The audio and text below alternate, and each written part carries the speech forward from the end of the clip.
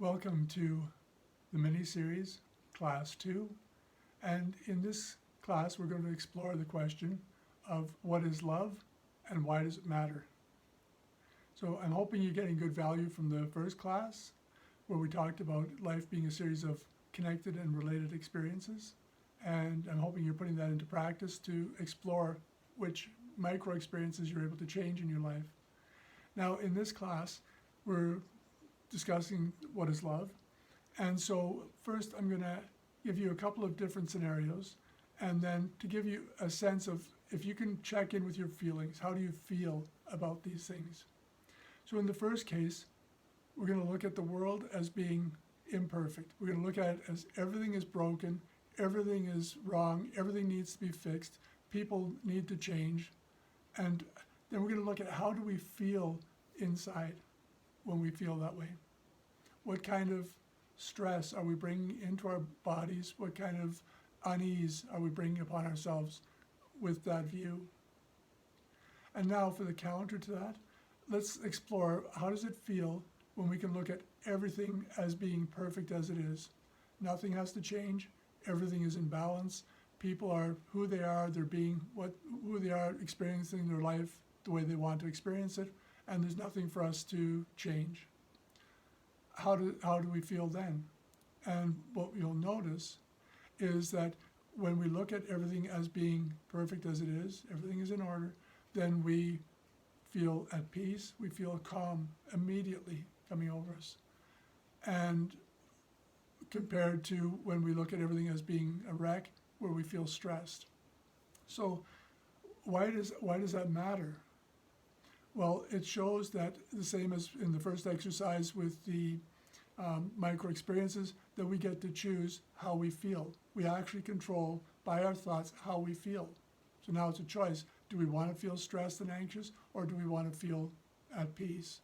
And through this simple exercise, just by changing our view of how things are, we can change how we feel.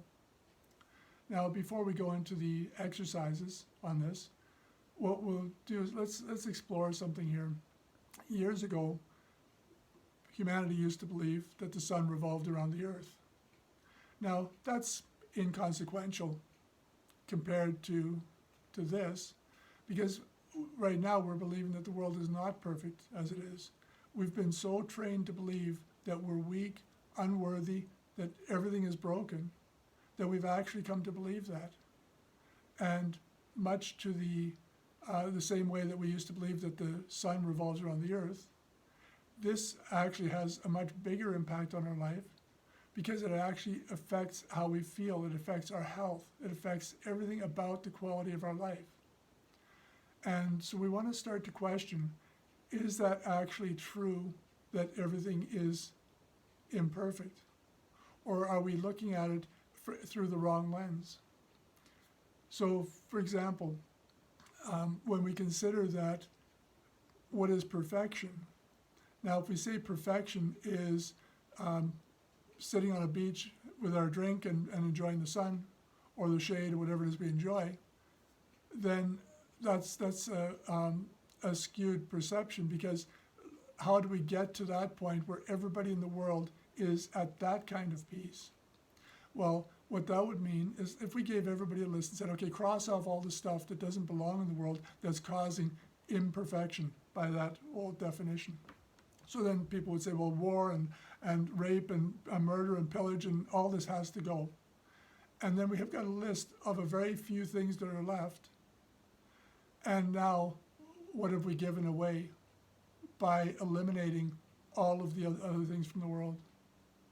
What we've given away is our freedom, because now we no longer have the abundance of choice. Not that we're going to choose to do any of those things, but by the balance being in the world where everything has an opposite, everything has a yin, yang, everything is in balance, then we don't necessarily have to use it, but it's there. And as long as everything and anything is possible, that's what creates the ability for us to have the free will to do what we want to do. Not everybody wants to sit on a beach. Not everybody wants to sit in a snowstorm. But for the people that want that, it's there for them. For the people that want anything in life, it's there for them. So a person that thrives in being in drama, what good would it be if they were there and the whole world is at peace, but this person is insistent on living a life of drama? That's what they feel they want to do. Well, it's not up to me to decide that that person is entitled to live a life of drama. That's up to them to decide. And so, to me, what they're doing is perfect as it is, and that they have the ability to act that out in their life is perfect as it is.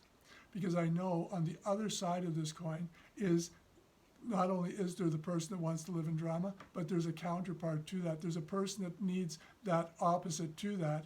And if they didn't have that person that was in drama, they wouldn't have something to balance their need out against.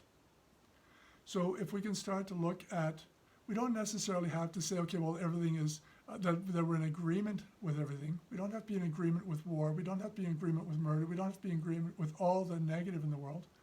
But we can understand that when humanity comes around to understand that it's required for balance to exist and that we have a choice between them, when we no longer start telling other people what to do, when we can start worrying about our own life and finding about what we want in our life, then we change the whole context of the world, and all the war and all the unease starts to disappear, because it's when we're trying to change other people, they're putting the same energy back trying to change us.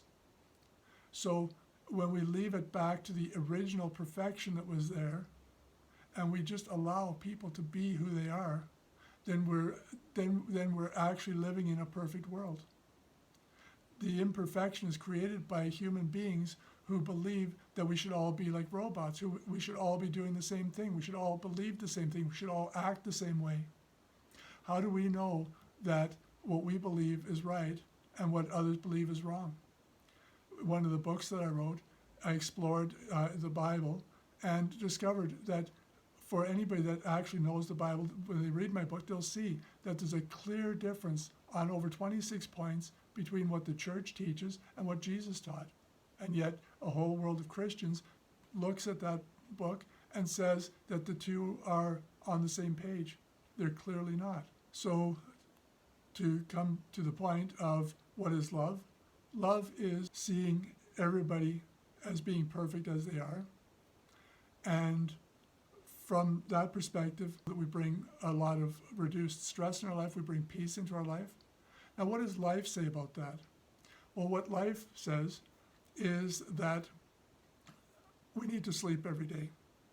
There's no way around that. Sleep is a normal part of life. And we know that if we're completely stressed, we won't sleep.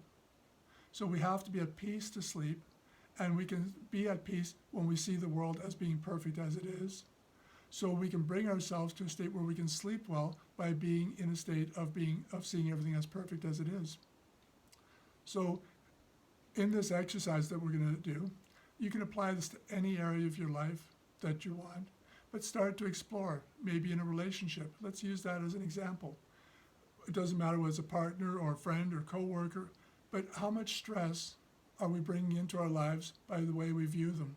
So in this exercise, same as in the one before, what we're doing is we're seeing everything as being perfect as it is. We're taking a deep breath in through our nose, breathing in through all of our pores, and feeling the new energy of the universe coming to us, feeling the new energy of the universe coming to us. And then we're breathing out, exhaling all the negativity, exhaling anything that we don't need anymore, and making room for that new energy to come in. And as we close our eyes, obviously not while we're driving, then we're starting to consider in that relationship. So let's close our eyes, let's breathe, relax, and we're thinking about the relationships that we have and that we want to improve. And how do we actually view the people? Do we view them as being perfect as they are? Or are we viewing them as needing to change? And what's the difference about how we feel internally when we can accept that the person is who they are, they're living their life experience the way they want to live it, the same as we're living our life experience the way we want to live it. And they will only change when they see what there is worth changing for. They won't change because somebody tells them to. It'll be a superficial change if they do. But the real change comes when they observe something that they see as value to them, and then that would inspire them to change. To learn more about that, you'll see that in the next few classes. So we cover all these. So for example, what I just talked about there with the observing something and seeing the need to change, being inspired to change, naturally inspired, not through some motivational speaker, but naturally through what we observe. That comes from the natural thought process. That's another one of the videos. Relationships, another one of the videos. Getting prepared to be in a relationship, another video. Getting prepared, the mindset to lose weight, another video. So there's lots of videos to pick and choose from, but they're all based on the 24 life ingredients, and every time we introduce another segment of the 24 ingredients so that they build on what you've already learned in the first 3 classes, which I recommend that you do first before you explore the other ones. And then use these exercises, like follow this so that you have the access to the link, and then go through it again. And as you apply this to different areas of your life, so then in this example, we're going through and we're thinking about how do we think about our coworker, partner, friend, relationships, and are we being critical of them? Are we saying they need to change? What happens when we back off and when we start to view them as them being perfect as they are? They're going to go through their life changes, their experiences, but we make the whole path a lot easier when we allow them the space to make their observations of what would be better in their life, the same as we make observations of what would be better in our life. So go through this, practice, and if you're having difficulty going from the state you're in at the moment into a relaxed state, to be able to consider, like if you think about people and you just get angry, then what you'll want to do is first maybe discover one of the classes that we put on of regarding meditation.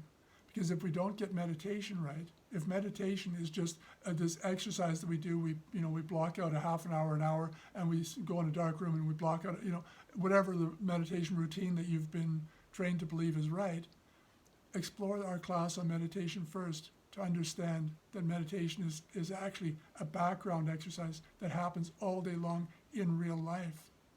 It's a mindset that we need in real life to be able to see what the universe is trying to communicate with us so that we can create the kind of life that we love. So I'm hoping you're finding these videos useful. If you're getting stuck, send me a note. I'll give you some pointers on how to move forward. And in the meantime, I look forward to meeting you. All the best.